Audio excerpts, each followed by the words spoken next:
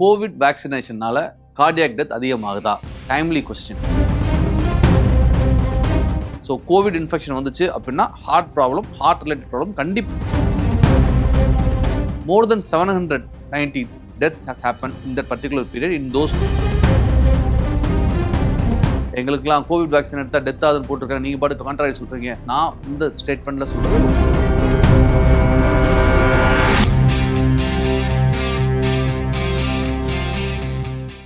Hi everyone, this is Dr. S. Nagendra Bhupati, Professor of Cardiology at Sri Ramachandra Institute of Higher Education and Research and Consultant Cardiologist at Dr. Bhupati's Heart Care, Kodambakkam, Chennai. இந்த வீடியோவில் நம்ம என்ன பார்க்க போகிறோம் அப்படின்னா, covid வேக்சினேஷனால் cardiac death அதிகமாகுதா? Very pertinent question, timely question. அதோட இம்பார்ட்டன்ஸ் பற்றி இந்த வீடியோவில் ஃபுல்லாக பார்க்க போகிறோம்.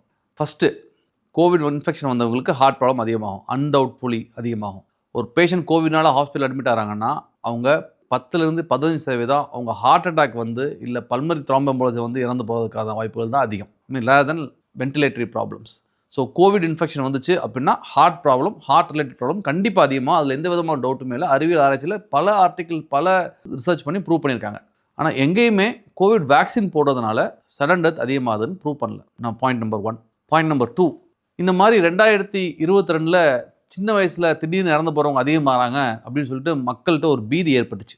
இதை சார்ட் அவுட் பண்ணுறதுக்காக Indian council of medical research, ICMRன்னு சொல்லுவோம், அவங்க நம்ம கண்ட்ரியில் 47 சென்டரில் 2022 23 வரைக்கும், இப்போ கரெக்டாக சொல்லணும் அப்படின்னா 2021 அக்டோபர்லேருந்து மார்ச் 2023 வரைக்கும் அந்த ஸ்டடி பீரியட் இன்க்ளூட் பண்ணாங்க. 47 சென்டரில் பண்ணாங்க.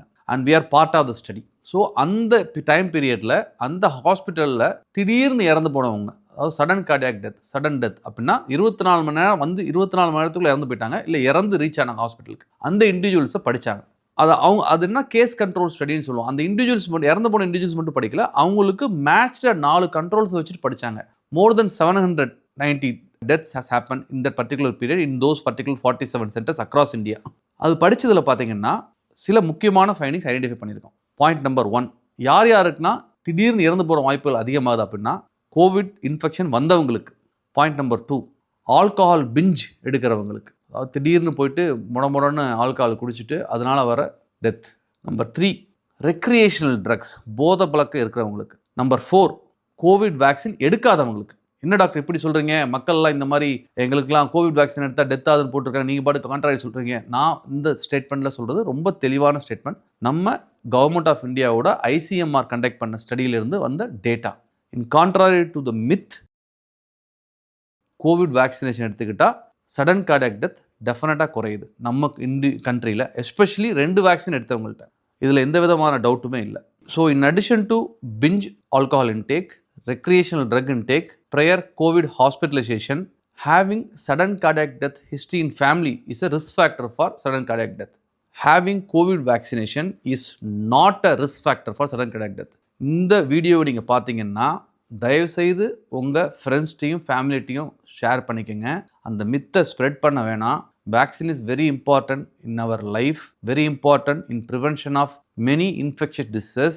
இந்த மித்தை மக்கள் ஸ்ப்ரெட் ஆச்சுன்னா our society will suffer. So kindly spread this news that COVID vaccination is not causing any sudden cardiac death or sudden death as proven by our Government of India ICMR conducted study across the country.